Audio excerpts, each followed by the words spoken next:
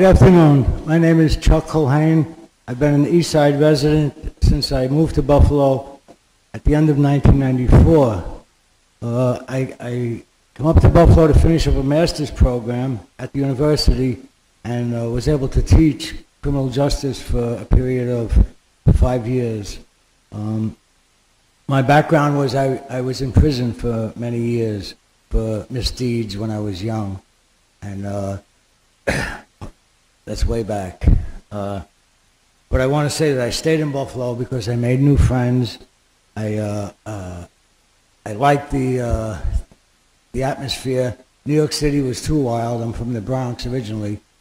Albany was kind of not too much happening, and Buffalo was a happy medium. There was a very good cultural scene. People were friendly. And anyway, I stayed from 1994 to now. Not without some bumps. The East Side is used to be called the Greater East Side. Now, I don't know if Donald Trump is going to make it a Greater East Side again, or just drag everybody down further than has happened. But in relation to this drug policy, I think I support the bill that has been proposed by Assemblywoman Peoples, Crystal Stokes Peoples, yes. And a lot of times people will say, oh, marijuana is a gateway drug. We don't know that. We don't know that, and we know that it has some good purposes.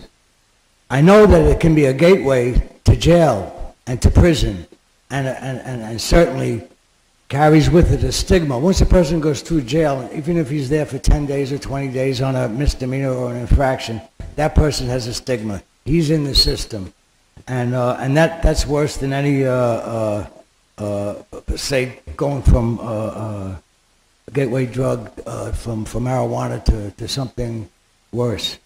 I think in terms of medical marijuana, there's discussion of it being used as an alternative to opioids, which there is an epidemic.